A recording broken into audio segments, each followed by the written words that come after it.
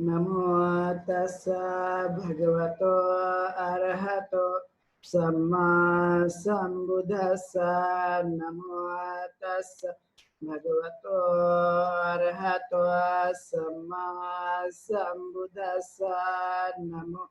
तस्सा भगवतो अरहतो सम्मा सम्बुद्धस्सा। तो आज हम लोग देखेंगे कि तथागत गौतम बुद्ध के समय के पूर्वज और उनकी किस तरह से शिक्षाएं थी, किस तरह से वो मान्यता को मानने की कोशिश करते थे। तो जैसे कि हम जानते हैं कि उस समय की जो भी शिक्षाएं थी, वह शिक्षाओं के समय में तथागत गौतम बुद्ध का जन्म हुआ और उस समय में उन परिस्थितियों में उनको जन्म लेने का अवसर मिला जिस समय लोग किस तरह की इन शिक्षाओं को माना करते थे और उस शिक्षाओं को वह लोग बड़ी संख्या में जीवन में उतारने की भी कोशिश किया करते हैं। जैसे कि हम जानते हैं कि संसार में जो है ये चीज़ों को मानना और नहीं मानना ये आज का नहीं बल्कि पहले से ही ये चलती हुई आ रही एक परंपरा मानी जाती है और तब से लेकर आज तक जो है लोग उस तरह से आचरण करने की कोशिश करते हैं। क्योंकि हम जानते हैं कि भारत एक उत्साह या त्योहारों का प्रिय देश माना जाता है पूरे संसार में, कि जितने त्योहार आपको यहाँ पे हर आए दिन दिखाई देंगे वो कहीं पर भी आपको देखने को लिए नहीं मिलेगा, क्योंकि भारत में ज्यादातर लोग उत्साह को मानते हैं और वह उस तरह से अपने कार्य को भी करने की कोशिश करते हैं। और यही एक अवसर है मनुष्य को समझने का, जानने का कि क्या पहले से लोग हमारे देश में तथागत गौतम बुद्ध के काल में भी लोग इस तरह की व्यवस्था को माना करते थे या कौन सी ऐसी व्यवस्था है जिसके आधार पर उनका अपना जीवन चलते रहता था और उस तरह से उन चीजों को मानने की कोशिश क्या करते थे। तो हम अधिकतर देखते हैं कि भारत में उस समय भी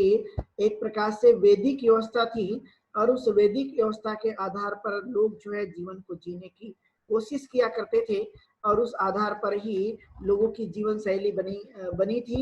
यानी धारणा ये थी कि जैसे जो कुछ भी मनुष्य के जीवन में है ये ईश्वर की देन है, ये परमेश्वर की देन है, ये भगवान की देन है और उस आधार पर ही जीवन को जिया जाए। और जो पेरेंट्स ने बता दिया, जो माता पिता ने बता दिया और वो पहले से चलते आ रहा है, तो उसको मानने की कोशिश करना, उस पर विचार करने की कोशिश नहीं करना, तो हम समझ सकते हैं कि यह वैज्ञानिक शिक्षा है या अवैज्ञानिक है, मानव के लिए है या के लिए है, या हम इन चीजों को अपने जीवन काल में व्यक्त कर सकते हैं या इम्प्लीमेंट कर सकते हैं या नहीं कर सकते। ऐसी कई तरह की बातें हम लोग देखने को मिलता है और इसलिए तथागत गौतम बुद्ध के जो समय काल में जो भी उनके पूर्वज या उस समय के जो लोग थे वो किन किन व्यवस्थाओं को मानने पर विश्वास करते थे और इस आधार पर वह उस जीवन को जीने की कोशिश किया करते थे। क्योंकि हम जानते हैं कि प्राचीन काल से ही भारत के अंदर में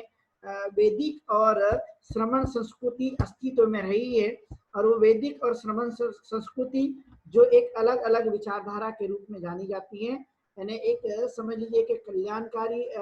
शिक्षा है और दूसरों की अकल्याणकारी शिक्षा है और दोनों ही अपने अपने समय में वह किस तरह से व्यवहार पर जोर देने की कोशिश किया करते थे, किस तरह से वह आचरण पर जोर देने की कोशिश किया करते थे, एक खास महत्वपूर्ण बातें हैं। तो देखा जाए तो वे लोग वेदों को मानते थे, मंत्र का उच्चारण करने पर जोर देने की कोशिश किया करते थे। क्योंकि आज आपने देखा हो कि आज भी जो है वो अलग अलग तरह के मंत्रों का उच्चारण किया जाता है और वो अलग अलग तरह के मंत्र का उच्चारण करके वो उससे एक बात कही जाती है कि आपकी जो कुछ भी समस्याएं हैं वो सभी की सभी समस्याएं दूर हो सकती है यदि आपने इस पद्धति का उपयोग किया, इन मंत्रों का उपयोग किया, इस तरह का जाप करने की कोशिश की। तो ये आज की नहीं बल्कि उस काल में भी इस तरह की व्यवस्था विद्यमान थी और लोग उस समय उस बातों को मानने की कोशिश किया करते थे। और इसलिए जो इस तरह की ऋचाओं को या जो वेदों को या जो लोग हैं एक प्रकार से देखा जाए तो मंत्रों का जाप करते थे, उन्हें ही लोग ऋषि किया करते थे। यानी वे ऋषि है जिनकी बड़ी बड़ी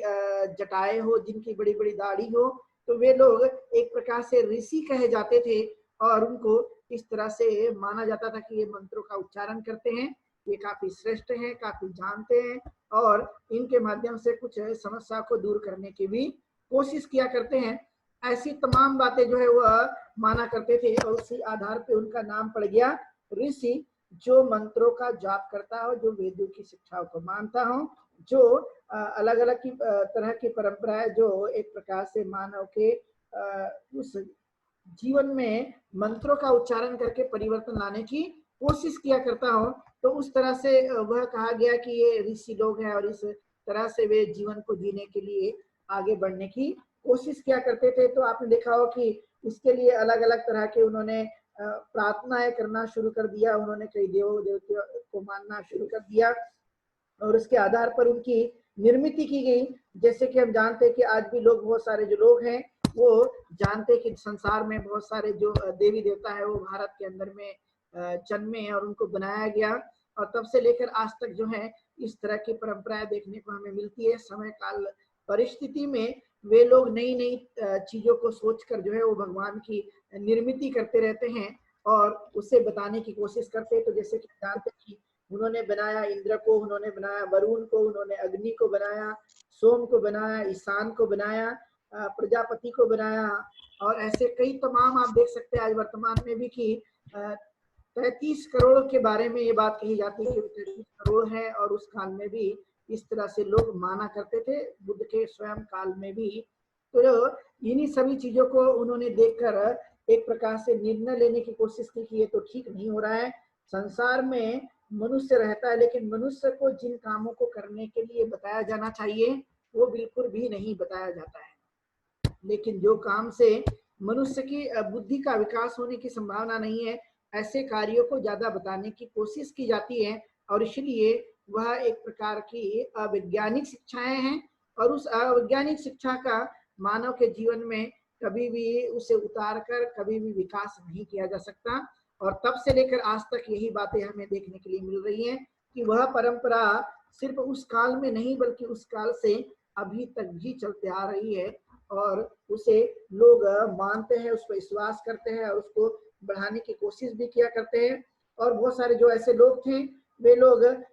भोजन में जैसे कि मांसाहार किया करते थे, शराब इत्यादि का सेवन किया करते थे, और उस आधार पर वह अपने जीवन को जीने की कोशिश किया करते थे। यही खास बात उनके हमारे अपने जीवन से हमें दिखाई देती है, और यह परंपरा उस समय से चलते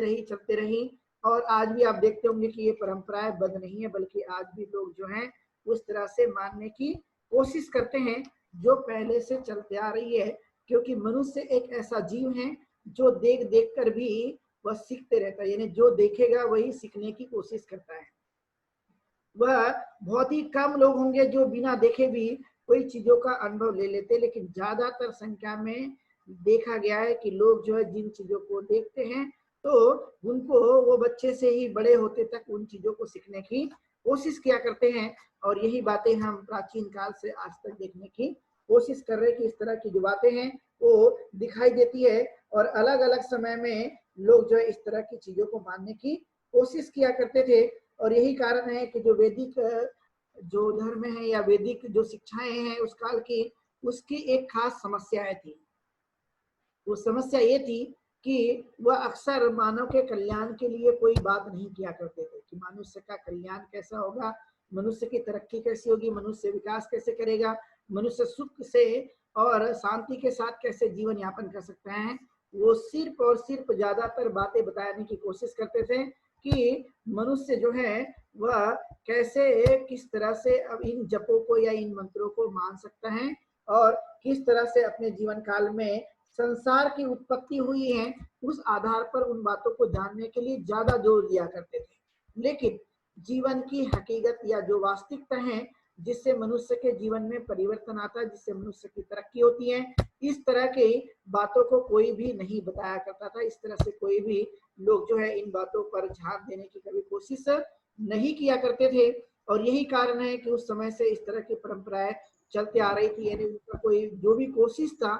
या जो भी वो डेवलपमेंट करने की जो बातें हैं वो अलग ढंग से किया करते थे, यानी उसमें वह लोगों को उस ओर लेकर जाते थे जिससे मनुष्य कभी अपने दिमाग का दरवाजा न खोल सके, दिमागों को ताकत न मिल सके, दिमाग को बल न मिल सके, और दिमाग सोचने के लिए किसी भी प्रकार का चिंतन करने का उनको बल प्रदान न हो सके।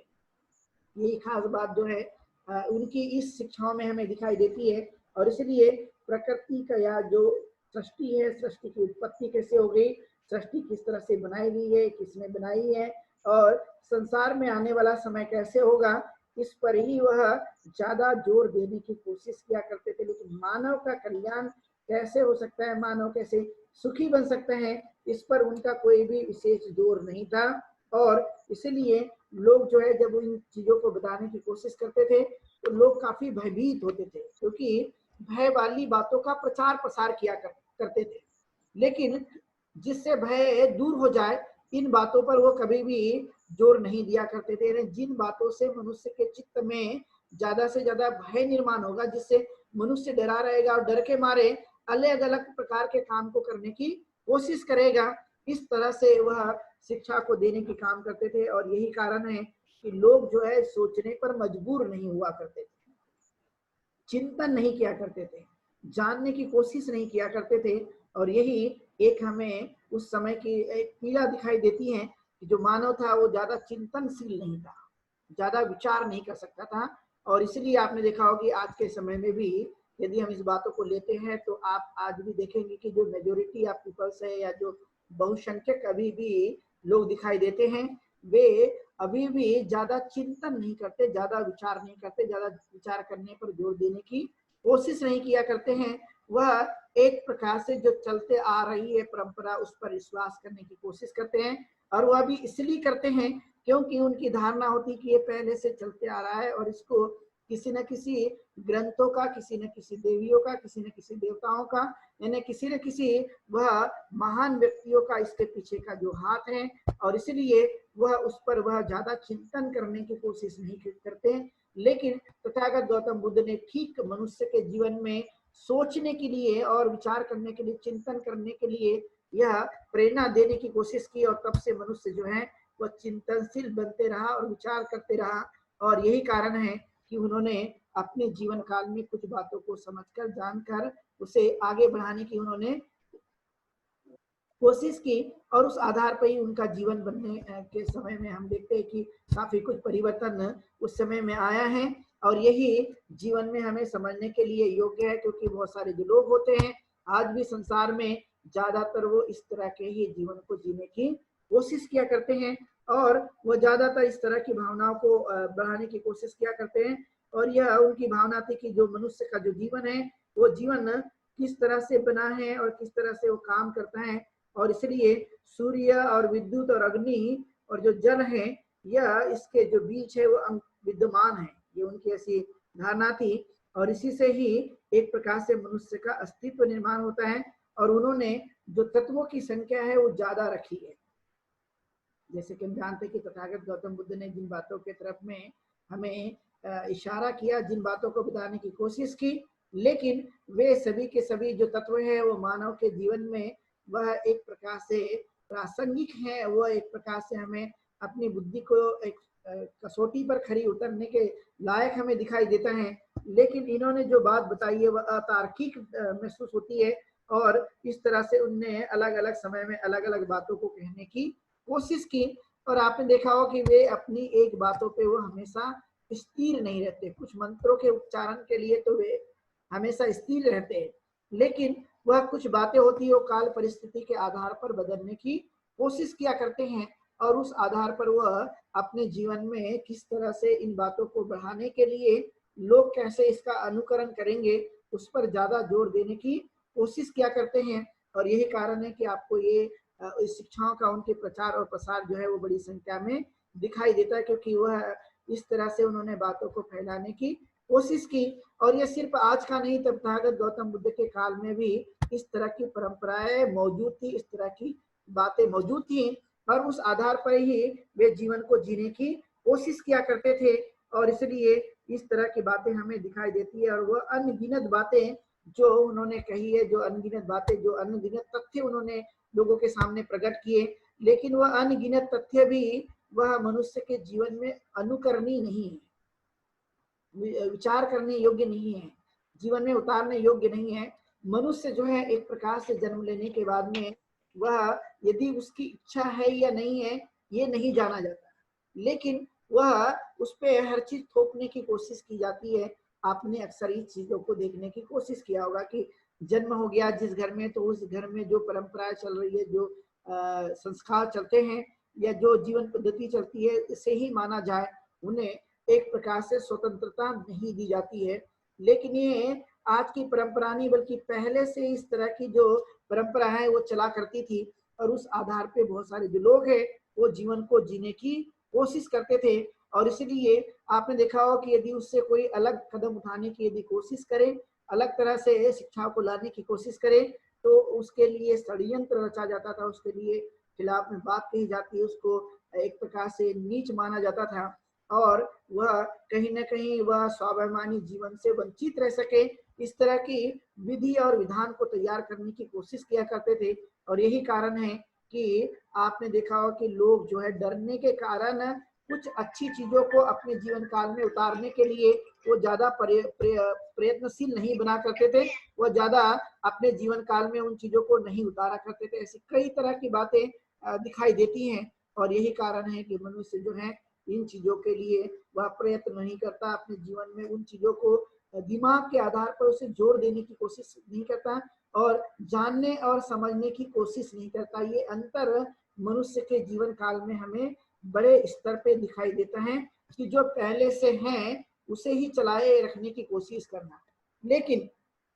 पहले से जो चला आ रहा है वो उतना सत्य पर आधारित है या नहीं है, उसकी कसौटी उतनी अच्छी है या नहीं है, उस कसौटी पर ज्यादा जोर देने की कोशिश नहीं किया करते थे। और यही कारण है कि मनुष्य जो है इन तथ्यों को वह आग बंद करके एक प्रकार से मानने की कोशिश किया करते थे। और तब से लेकर आज तक इस तरह की जो भावनाएं हैं वो बढ़ती रही, और कई तरह के लोगों ने इस तरह के चिंतन करने पर जोर देने के लिए, आगे बढ़ाने के लिए इसे तथ्य के रूप में बनाए रखने की कोशिश की है। और उन्होंने कहा कि जो मनुष्य है वो मनुष्य के अंदर में ये किस तरह के जो विद्यमान तत्व है वो किस तरह से समय समय पर काम करते हैं, क्योंकि इसको चलाने वाला जो ईश्वर है वो अपने अनुसार चलाने की कोशिश करेगा, और उसे अपने अनुसार, क्योंकि उसने पहले से ढाल रखा है, जैसा बना दिया है, तो वैसा ही वो काम करने की कोशिश करेगा। इसमें कोई अंतर करने की या कोई बदलाव लाने की कोई उम्मीद नहीं है, कोई संभावना नहीं है। और इस तरह से ये मंत्रों से ही ठीक हो सकता है।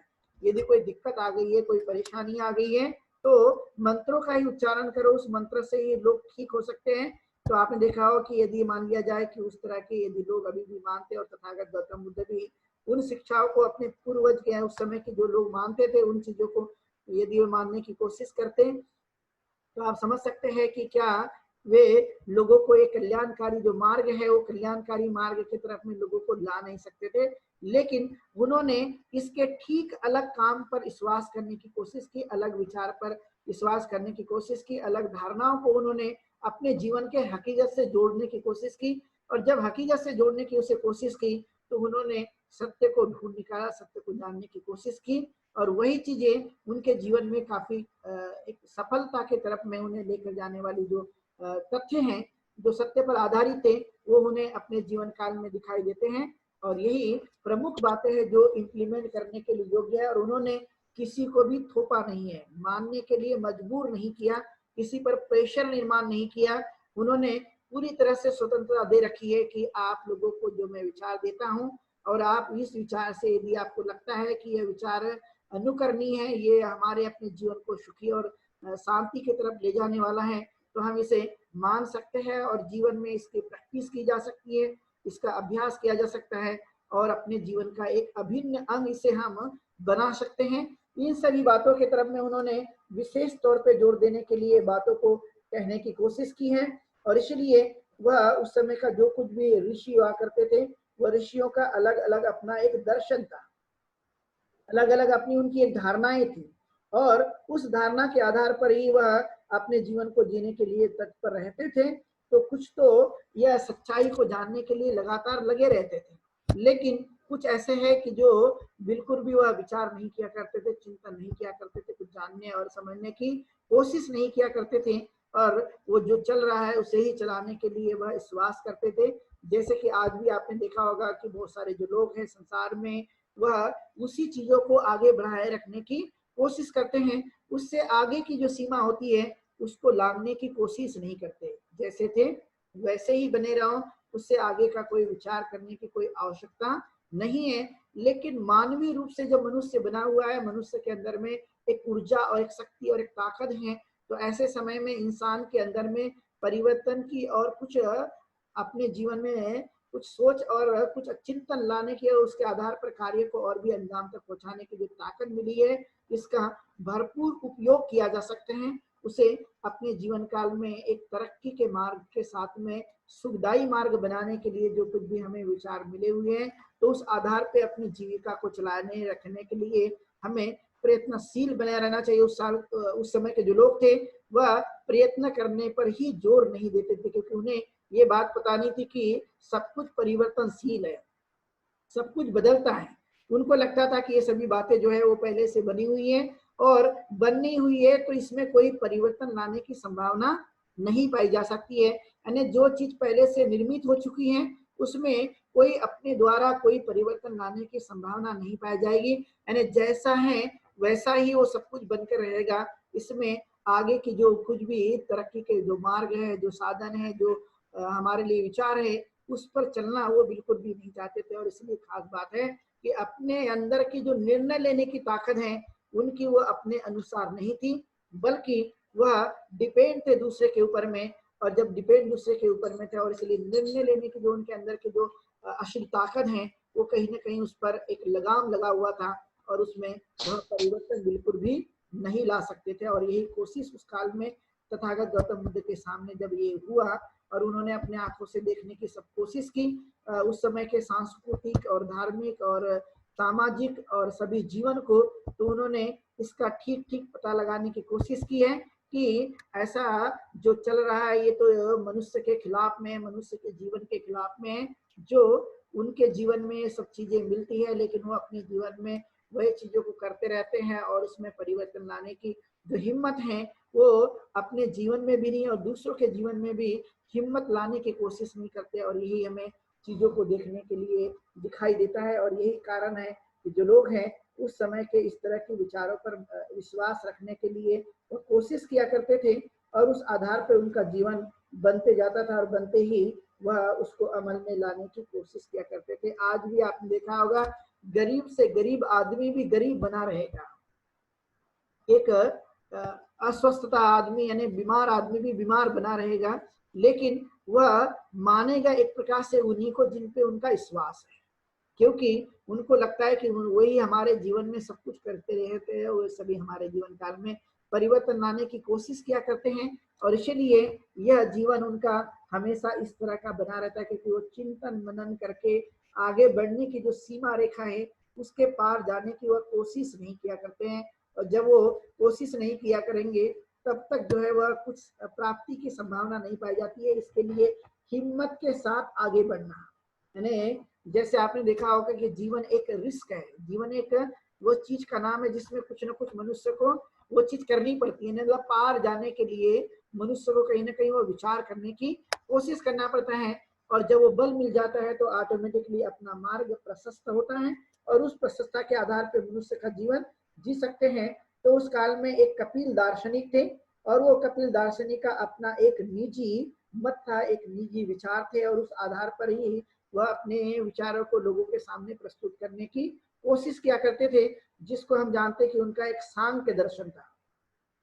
वो सांख्य दर्शन के लिए जाने जाते थे, और सांख्य इसलिए कि वो दार्शनिक मान्यता को चौंकाने वाली बातों को कहा करते थे, और वह अलग अलग तरह से अपनी चीजों को बताया करते थे। सांख्य मतलब संख्या पर आधारित, संख्या के आधार पर उनके अलग अलग मत थे, और उस चीजों को वह प्रमाण के साथ में सत्य के आधार पर लोगों को बात बताने की कोशिश किया करते थे। और यही चीजें हैं कि उन्होंने अपने जीवन काल में अलग अलग तरह से लोगों के सामने अपने विचारों को प्रस्तुत करने का कार्य किया, और उस आधार पर वह अपने जीवन को चलाते रहे, और चलाते चलाते हमने देखा कि वो इस तरह से बढ़ गए। तो इसलिए कहा जाता है कि उन्होंने दो चीजों पर बात कहने की कोशिश की है। नंबर एक, प्रत्यक्ष और अनुमान, यानी हम प्रत्यक्ष और अनुमान जिसे कहा जाता है, तो प्रत्यक्ष का मतलब होता है कि हमारे पास जो इंद्रियां हैं उस इंद्रियों के आधार पर हम उस वस्तु को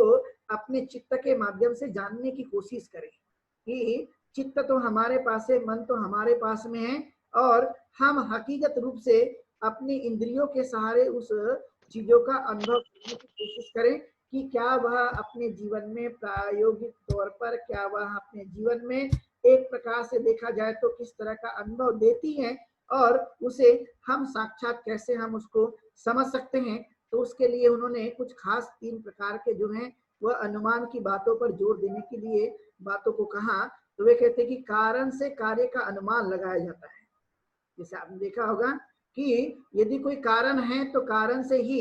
अपने कार्य का अनुमान लगाया जा सकता है। जो कुछ भी हम लोग कारण समझ में आता है तो कारण के कारण ही आपने देखा होगा कि परिणाम आता है, या हम कार्य का अनुमान लगा सकते हैं जो भी हम लोग अपने जीवन काल में कारण को प्रस्तुत करते हैं। जैसे आपने देखा होगा कि यदि हमें प्यास लगी है, प्यास हमारे लिए एक कारण है, लेकिन उसका जो कार्य है कि पानी को पीना, ये हमारे लिए कार्य है, और पानी जब पी लेते हैं तो प्यास आपने देखी होगी कि वो ऑटोमेटिकली बुझ जाती है, चले जाती है। वो मनुष्य प्यासा बनकर नहीं रहता, लेकिन कारण तो है कि प्यासा है लेकिन पानी नहीं मिला तो प्यास जाती नहीं है, तो कार्य नहीं हुआ, तो कार्य के बाद में परिणाम की संभावना नहीं पाई जाती। इसलिए कारण के साथ जब कार्य हो जाते हैं तो ऑटोमेटिकली उसके आधार पर वह चीजें मिलने की संभावना पाई जाती हैं, और यही हमारे अपने जीवन को उत्कृष्ट शिखर तक पहुंचाने के लिए एक महत्वपूर्ण चीजों के साथ एक जुड़ी हुई बातें रहती है। फिर उन्होंने एग्जाम्पल देकर समझाने की कोशिश की कि जैसे आपने देखा हो कि यदि बादल आ गए हैं तो बादलों को देखकर पानी आने का अंदाजा हम लोग लगा सकते हैं, बारिश होने का अंदाजा हम लोग लगा सकते हैं कि बादल छाए हैं तो बादल छाने का मतलब ये है कि बारिश होने की संभावना पाई जा सकती है, उम्मीद की जा सकती है कि कहीं ना कहीं वर्षा होगी और कहीं ना कहीं वर्षा हुई है। जैसे आपने देखा हो कि यदि हवा चलने लगे, ठंडी हवा चलने लगे, तो आप ये महसूस कर सकते हैं कि कहीं ना कहीं बारिश हुई होगी, और उस बारिश की होने की वजह से ही कहीं ना कहीं हमें ठंडा महसूस हो रहा है। इस बातों पर उन्होंने बताने की कोशिश की है, और यही चीजें मनुष्य के अपने जीवन काल में एक श्रेष्ठ हैं। फिर उन्होंने कहा कि कार्य के कारण के कारण, जैसे कि हमें नीचे, जैसे नदी में आपने देखा हो कि बाढ़ आ गई है, जैसे आपने देखा हो कि नदी में कोई पानी बह रहा हो और वो जैसे एक प्रकार से बह रहा हो, लेकिन उसमें कोई परिवर्तन आता है तो उस नदी के पानी में बदलते हुए स्वरूप को देखकर आप अंदाज लगा सकते हैं कि बाढ़ आने की संभावना है। और बाढ़ आने से हम ये पता लगा सकते हैं कि सभी जगह वर्षा हुई होगी, सभी जगह बारिश हुई होगी, और उस आधार पे ही हम अंदाजों को लगा सकते हैं। और यही उन्होंने बातों को समझाने की कोशिश की है। और इसलिए आपने देखा हो कि जो बारिश का पानी है या वर्षा का पानी है या जो पानी का जो स्वभाव है, वो अक्सर आपने देखा होगा कि ऊपर से नीचे की तरफ बहता है। उसका एक खास गुण धर्म है पानी का, जो आप लोगों को ये अनुभव के तौर पे देखकर भी आप जान सकते हैं कि पानी कभी भी नीचे से ऊपर की तरफ नहीं बहता है, वह ऊपर से सदैव ही नीचे की तरफ बहता है। उसका एक खास गुण धर्म है, और वह फिर धीरे धीरे ऊपर से नीचे की तरफ बहते हुए वह चले जाता है। इसलिए आपने देखा होगा कि यदि हम भूगोल के तरफ में जब आते हैं तो भूगोल के तरफ में आने के बाद में हम देखते हैं कि हिमालय के तरफ समुद्र नहीं है, लेकिन आपने देखा हो कि हमारे देश के अंदर में साउथ में समुद्र है, क्योंकि यह हिमालय वाला जो भाग है, जैसे जैसे हम ऊपर जाते हैं तो आपको ऊपर वाला भाग मिलता है, लेकिन जैसे ही आप इसके विपरीत चलने लगते हैं तो एक प्रकार से वो नीचे वाला धरती का भाग हमें मिलता है। और आपने देखा कि नीचे वाले भाग में ही ज्यादातर नदी और समुद्र हमें दिखाई देते हैं, वो ऊपर वाले भाग में आपको दिखाई नहीं दे सकते। इसलिए पानी का जो स्वभाव है वह एक प्रकार से ऊपर से नीचे की तरफ बहने वाला एक स्वभाव है, जो मनुष्य के साथ भी जोड़ने की बात कही जाती है। और फिर कहा गया कि जो कुछ भी सामान्य अनुभव है, वो सामान्य अनुभव जो है वो मनुष्य जो है एक दूसरे से समझ लेता है, एक दूसरे से जानने की कोशिश करता है। और वह कभी कभी उस मनुष्य के व्यवहार के कारण, मनुष्य के स्वभाव के कारण, जब हम प्रवृत्ति को जानने लगते हैं उसके स्वभाव के कारण, जैसे आपने कहा कि किसी किसी आदमी का जो स्वभाव है वो क्रोधित होता है, चिड़चिड़े स्वभाव का हो जाता है, और कुछ लोग आपने देखा हो कि बड़े नम्र होते हैं, मृदु होते हैं, उनका जो व्यवहार है वो बड़ा सॉफ्ट पाया जाता है। तो ऐसे कई अलग अलग जो स्वभाव पाए जाते हैं, उस स्वभाव के कारण मनुष्य जो है एक आदमी दूसरे आदमी के इस तरह के कार्यों को या इस तरह के जो कुछ भी मनुष्य के अपने जीवन के लिए बनाई गई बातें हैं उसको समझने में कहीं ना कहीं वह अपने स्थान को लेते रहते हैं, अपने उस कार्य को लेते रहते हैं और उसके भाव को समझने की कोशिश करते हैं। और वही भाव है जो मनुष्य के अपने जीवन काल में बहुत सारी चीजों को सिखाने की बातें कही जाती हैं कि मनुष्य के इस हाव भाव को देखकर जानकर जो है मनुष्य जान लेता है कि ऐसा होने की संभावना पाई जाती है। और वह देखकर इस तरह के व्यवहार से हम लोग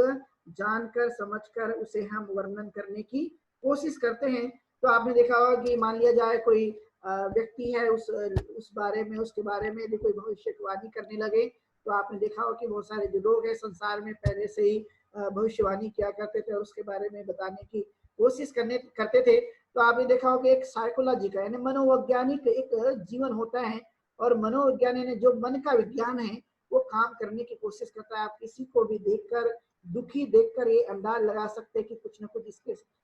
जीवन में समस्या आई होगी। और यही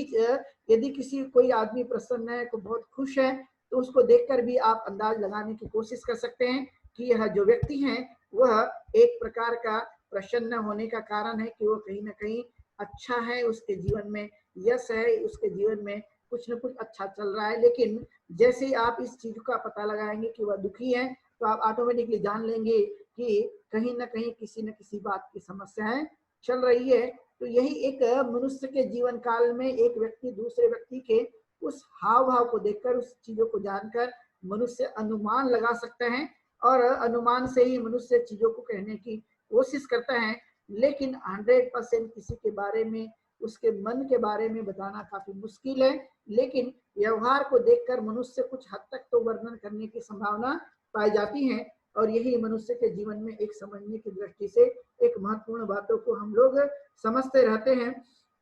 लेकिन सृष्टि में जो कुछ भी चीजें निर्माण हुई वो चीजें निर्माण होने के पीछे का हेतु क्या है, कारण क्या है, वह एक प्रकार से ईश्वरीय निर्मित है। इस बातों के लिए जिन जिन लोगों ने भी अपनी बातें कही है वो आगे चलकर एक प्रकार से जो जागरूक लोग हो गए, मानसिक ताकत जिनके पास मिली, जिनके पास असली चिंतन आ गया, उन लोगों ने इसको स्वीकार करने से मना कर दिया क्योंकि वे सही रूप से जानने लगे कि ऐसा संभव नहीं है। यदि ऐसा होता तो वो सब पर ही अपनी एक दृष्टि के आधार पर उन्हें जीवन में परिवर्तन लाने के लिए कोशिश कर सकते थे। लेकिन ऐसा अक्सर नहीं देखा जाता है और वही कारण है कि वे लोग इस सच्चाई से काफी दूर रहते हैं और वह ज्यादातर लोगों को वह बात बताने की कोशिश करते हैं जिससे मनुष्य के व्यक्तिगत जीवन में और रोजमर्रे की जिंदगी में और सामाजिक और धार्मिक जीवन में किसी भी प्रकार के उन तत्वों का कोई मूल्य नहीं है, कोई हेतु नहीं है, कोई भी एक प्रकार से देखा जाए तो उपयोग नहीं है। ऐसी चीजों को बार बार बताकर उन्हें अपने आप में ही कमजोर करने जैसे बना के रखना जिससे वो चिंतन करने की ताकत उनके अंदर में न बढ़ सके। तो इस तरह की परंपराएं उस काल से चल रही थी और उस काल से चलते चलते उन्होंने अपने इस जीवन में विचार करने की कोशिश की और इसके लिए कहा कि हमें तर्क नहीं, यानी उनका जो कुछ भी स्वभाव था वह जो भी तो बिना तर्क के तर्क नहीं करना, क्योंकि तर्क करेगा तो मनुष्य जानने लगेगा। इसलिए उन्होंने कहा कि तर्क नहीं करना। इसलिए आपने देखा जो तर्क नहीं करता वह व्यक्ति गुलाम है, जो तर्क नहीं कर सकता वह एक प्रकार से अपने जीवन काल में आगे बढ़ने की संभावना नहीं पाई जाती है। अक्सर हम लोग ये मानते हैं कि आर्थिक प्रगति ही मनुष्य का सब कुछ है, लेकिन सब कुछ अर्थ से ही नहीं जुड़ा हुआ है, सब कुछ आर्थिक से नहीं जुड़ा है। मनुष्य का एक जीवन में एक चहुमुखी विकास के लिए कई बातों का साथ उसमें आया हुआ है, कई चीजें आई हुई है जो हम विकासात्मक या जिसको हम परिपक्वता कहते हैं मनुष्य के अपने जीवन काल में वह अलग अलग प्रकार से पाई जाती है। और इसलिए हम सिर्फ जो है पैसे से अमीर है या पैसे ही हमारे पास है तो हम लोग सब कुछ अर्जित कर लिया, ये नहीं है, बल्कि अपने दुखों के बारे में सही जानकर उसे विजय प्राप्त करना और उसे अपने जीवन काल में न आने की बार बार कोशिश पे लगातार प्रयत्नशील बने रहना और अपने उस माइंड को परिपक्वता की तरफ में लेकर जाना जहाँ पर किसी भी प्रकार का दुख का जो है वह नामो निशान न हो। तो इस तरह का जो प्रयास माना जाता है वह अपने जीवन काल में वह एक प्रकार से वह प्रयास है जिससे मनुष्य अपने खुद का व्यक्तित्व और खुद का चरित्र, खुद की जो कुछ भी अज्ञान की चीजें हैं उसको ही समाप्त कर देता है और जब ये समाप्त होती है तो हमारा अपना खुद का जो रियलाइज ज्ञान है, जो हम खुद अपने दैनिक जीवन में उसकी प्रैक्टिस करते हैं, उसका आचरण करते हैं, तो उसी आधार पे वो सभी कुछ हमें अनुभव भी होने की संभावना पाई जाती है। जो कुछ भी हम अपने दैनिक जीवन में व्यवहार करते हैं, लोगों को देखते हैं, समझते हैं, तो वह एक प्रकार से हमारे लिए लर्निंग यानी हमें सीखने की प्रवृत्ति को मजबूत करता है। और उसे जानते जानते हम लोग उस कारणों को समझने की कोशिश करते हैं और उस आधार पे फिर हमारा अपना जीवन भी बनने की तरफ में आगे बढ़ता है। और इसलिए ये कपिल जो थे, ये कपिल जो है वह एक प्रकार से उनका जो मत था, उनका जो समर्थन था, वह तर्क दिए, जब तक तर्क नहीं दिया जा सकता, जब जो चीजें तर्क पर आधारित नहीं है वह एक प्रकार से माननीय नहीं है, मानने के योग्य नहीं है, और उसे हमें अपने जीवन पे नहीं उतारना चाहिए। ऐसी चीजों अपने जीवन में नहीं करने की कोशिश करना। ऐसे जो प्रश्न हैं उन प्रश्नों का कोई मतलब नहीं जो एक प्रकार से अतार्किक हो और साथ में उसमें कोई अपने सुख और शांति से कोई भी तथ्य जुड़ा ना हो। तो ऐसे प्रश्न एक प्रकार से वह कोई काम के नहीं होते हैं। वो एक प्रकार से मनुष्य के अपने समय को बर्बाद करने के लिए और अपने समय को ही गलत दिशा में मोड़ने के लिए होते हैं। जैसे कि आपने देखा होगा, कई बार मैंने ये बात बताने की कोशिश की है, यदि कोई प्रश्न पूछे कि भाई कोई अंडा पहले आया कि कोई मुर्गी आई, तो इसका ऐसे सवालों का जवाब देना काफी मुश्किल पाया जाता है। और कोई भी आदमी समुद्र का पानी और नदी का पानी गिन कर नहीं बता सकता, और कोई भी व्यक्ति कौन सी कहाँ चीजें एक जंगल में कितने पेड़ होंगे उस पेड़ की संख्या का भी कोई गिनती करके नहीं बता सकता है। तो ऐसे कई तथ्य हैं जिनका हमारे अपने दैनिक जीवन से कोई महत्व नहीं है। तो तथागत ने उस समय की जो बातें थी उस बातों को उन्होंने समझते हुए उन्होंने इस बातों पर ज्यादा जोर देकर बताने की कोशिश की है कि दैनिक जीवन में मनुष्य अपने जीवन में किस तरह से परिवर्तन ला सकता है और किस आधार पर वह सुखपूर्वक अपने जीवन को जी सकता है। यही बातें हमारे लिए ज्यादातर महत्व की हैं। लेकिन जो बातों का हमारे दैनिक जीवन से कोई तथ्य नहीं है वह कोई भी चीजें काम की नहीं हो सकती, और इसलिए उसे हमें अपने जीवन से ही न आने देना। क्योंकि कई बार होता है कि हम कई प्रकार के तर्क करते हैं, उससे कोई भी लाभ होने की संभावना नहीं पाई जाती है, और ऐसी चीजों में हम अपने आप का जो समय है उस काम में लगाते हैं, बल्कि इसकी जगह हमारा अपना जो समय है वो अच्छी चीजों में लगता है, तो अच्छी चीजें उससे उत्पन्न होने की संभावना पाई जाती है। और इसलिए उस काल में ऐसे भी बहुत सारे लोग थे जो इस तथ्य को समझते थे, जानते थे और उसका अभ्यास करने पर भी जोर देते थे। लेकिन उनमें से सबसे ज्यादा कोई यदि उस समय की परंपरा जो कुछ भी थी उससे बाहर निकलने में तथागत बुद्ध का यानी सिद्धार्थ गौतम का नाम जो है वह सर्वप्रथम लिया जाता है कि उन्होंने उस सभी चीजों को छोड़कर उससे बाहर निकलने की उन्होंने कोशिश की है, जो एक बहुत ही महत्वपूर्ण है। तो हमारी देशना और भी प्रारंभ रहेगी, लेकिन हम लोग लेंगे एक छोटा सा ब्रेक के बाद में पुनः देशना प्रारंभ रहेगी।